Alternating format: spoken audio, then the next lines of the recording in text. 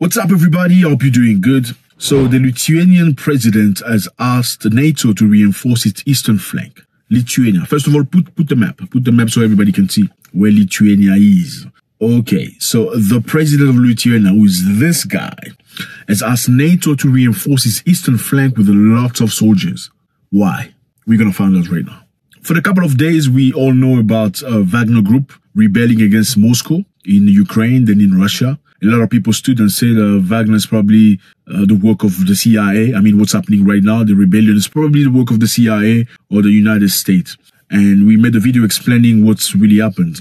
We all know that Wagner Group is a private military, a private section. They're very free. They have a lot of money, led by Prigozhin, who's Putin's very good friend. He was very angry, very upset, saying that the Russian defense minister was not competent enough. They did not have a plan on how to handle Ukraine. And again, he accused them of bombarding him, of bombing him with missiles a couple of times, or rockets. Bombing his people, his soldiers, or his Wagner military group. So because he was very angry, he decided to rebel. He went and took over a town named Rostov. I think you've seen this on TV. They took over Rostov and took over the military base in Rostov, which is one of the biggest ones in Russia.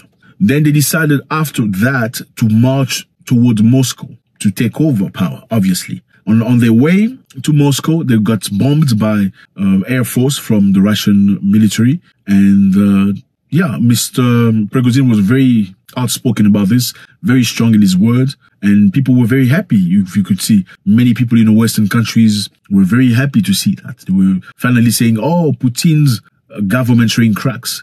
Putin's power showing cracks. Is he going to fall? Russia's going to have a new president. You saw the headlines and Russia soon is going to have a new president. Then 24 hours later, to the surprise of everybody, we heard Prigozhin, who is the president of Wagner Group, decide to go to Belarus with his 25,000 soldiers.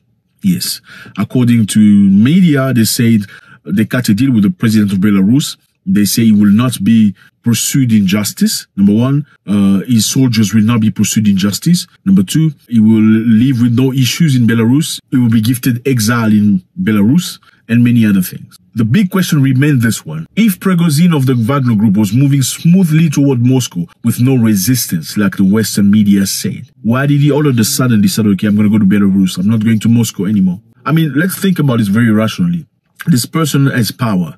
Supposedly, he's got everything that he needs, and his soldiers are supposedly much stronger than Moscow soldiers. And he's moving toward Moscow. Why would he decide all of a sudden to say, you know what, I'm going to leave my country, go live in the next country, to the neighbor's place for the rest of my life? Isn't that what exile is about? It's leaving your country to go somewhere else for the rest of your life. Okay, so he moved and went to Belarus with his troops. Now, your Lithuanian president has asked NATO to please bring very urgently soldiers to reinforce his eastern flank. Why do you think that is the reason? Because obviously they have thought about it. They realize that it doesn't make sense within 24 hours to dissipate a mutiny, to change ideas of a rebellion that is winning. We're talking about a winning rebellion. How do you get a winning rebellion to stop his move to go to a next country and just go sit down and do nothing? It must have been an inside job between Putin and his friend Prigozhin. So Lithuania is very scared right now. That's why they're asking NATO to send soldiers to reinforce its eastern flank. Why? Because if you look at the map, you can see Lithuania is right next to Belarus. So from Belarus, Wagner Group and the Russians that are sitting there since many months already can attack Kiev very easily. And from Belarus, they can destroy any other country, including Lithuania. So that's the reason why the president of Lithuania is working very hard and is very scared, asking NATO to reinforce soldiers. Germany has sent military already. There are German military that are moving. Some are already there to Lithuania to be based in order to protect the country, to protect that flank. Because now they're seeing clearly that this Prigozhin Wagner Group story was just an inside job. Do you remember that Vladimir Putin is a master chess player? He's a very intelligent person, very smart. Guess what? If he was not as smart as he is, he would have been dead long time ago. Because many times they've tried to stop him. Because he's very clever and he's got a very good experience with the KGB. He's not easy to reach out to. He's not an easy target at all. So he knows exactly what he's playing. That's why I urge many of you on the previous video not to listen to the Western media. not to blindly listen to what people say. You must doubt even what I say. The basis here is for you to think critically and put your own conclusions.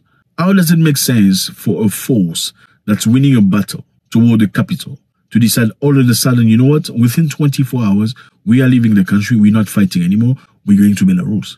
What would make sense? Doesn't make any sense. How does it justify what they said? Putin is losing power. If he truly was losing power and support, why would the Wagner group decide to stop at 300 kilometers from Moscow? Doesn't make sense, right? And I guess some of these guys understand it.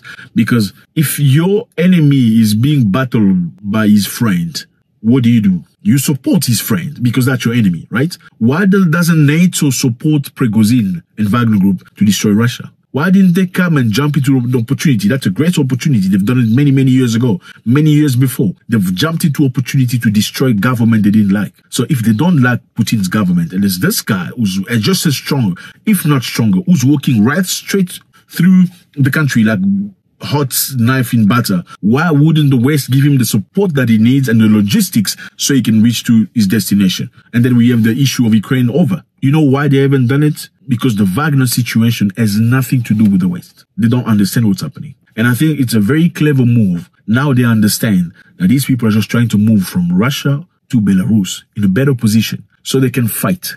And in order to prevent that from happening, they're being very clever. So they're reinforcing the flank because they see what's happening. Now, let me just remind you that one of the reasons why Russia was not happy is because NATO's bases are all over the place, very close to Russia, and that represents a danger to the Russian Federation. They don't like that. That's one of the reasons why they were fighting in Ukraine, because the fact that Ukraine was merging into NATO right at the door of the Russian Federation, that was unacceptable for them. Now, let me put it this way for you. China wants to open a military base in Cuba. Guess who's angry? The United States of America is very angry. They're accusing China of espionage. They're accusing China of trying to gather information about them from the Cuban base. They're accusing China for many things.